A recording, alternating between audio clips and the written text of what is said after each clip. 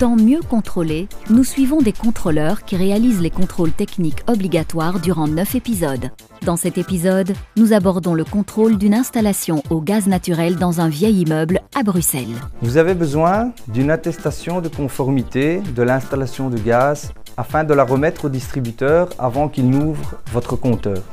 Il faut également une attestation en cas de modification importante ou d'une rénovation de l'installation. Le contrôle comprend l'examen de la tuyauterie, des appareils et des matériaux utilisés. Nous réalisons un test d'étanchéité pour voir s'il n'y a pas de fuite. Nous vérifions également le raccordement des appareils à leur conduit d'évacuation ainsi que les amenées d'air. Et enfin, nous contrôlons l'endroit où se trouve l'installation. Vous devez toujours être en possession d'une attestation de contrôle.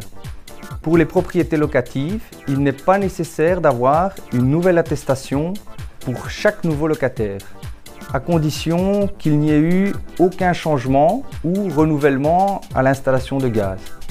Dans les autres cas, comme les lieux de travail, les logis touristiques, les hôpitaux ou les crèches, il y a une certaine périodicité de contrôle pour l'installation de gaz.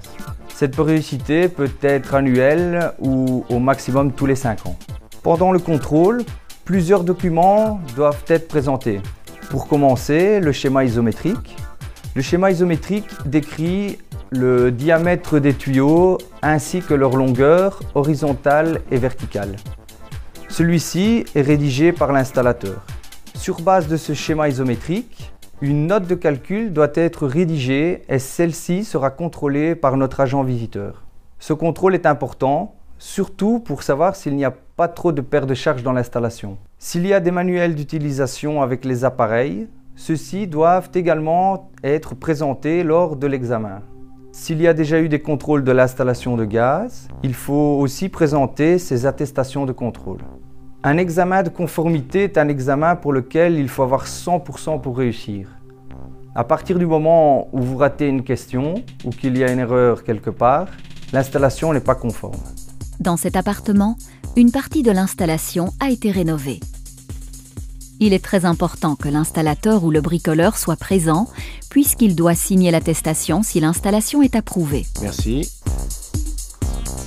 L'agent visiteur reçoit le schéma isométrique de la tuyauterie et le contrôlera en premier. Avant que l'installation de gaz puisse être mise en service, l'agent vérifiera s'il n'y a aucune fuite. Il le fait avec un essai d'étanchéité. Pour cela, il enlève le bouchon du T et raccorde l'appareil de mesure.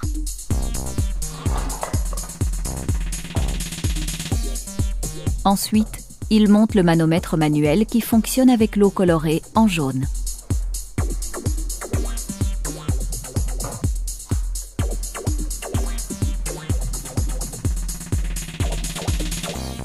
La pression dans le tuyau doit rester stable à 150 millibars.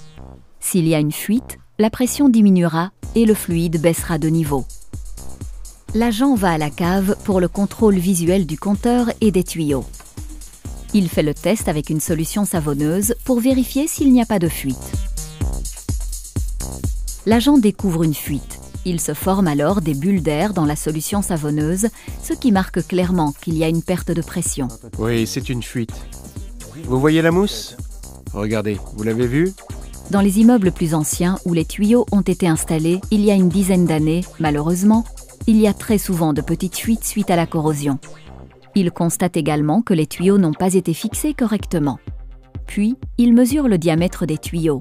Les tuyaux doivent être assez grands par rapport à leur longueur. Dans ce cas-ci, les tuyaux ont un diamètre insuffisant. De nouveau à l'étage, le fluide dans le manomètre est descendu de 150 millibars à 123 millibars. C'est une preuve évidente qu'il y a une fuite. Sur la base des mesures dans la cave, l'agent fait les calculs de contrôle de la tuyauterie de gaz et les transmet à l'installateur. Donc oui, vous avez une fuite dans les vieux tuyaux. Le diamètre est trop fin. Maintenant, c'est le tour de l'appareil au gaz même. Donc, maintenant nous allons contrôler la chaudière, la catégorie, le type, les kilowatts. Ok, c'est bon. Pour compléter le contrôle, la cheminée doit également être examinée. Elle se trouve sur le toit. Donc, c'est quelle cheminée?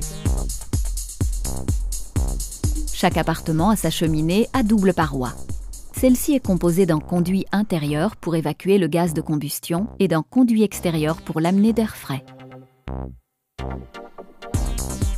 Après le contrôle, l'agent rédige son rapport et parcourt les constatations avec l'installateur. Et il faut une signature ici. Merci. Donc, voici votre rapport.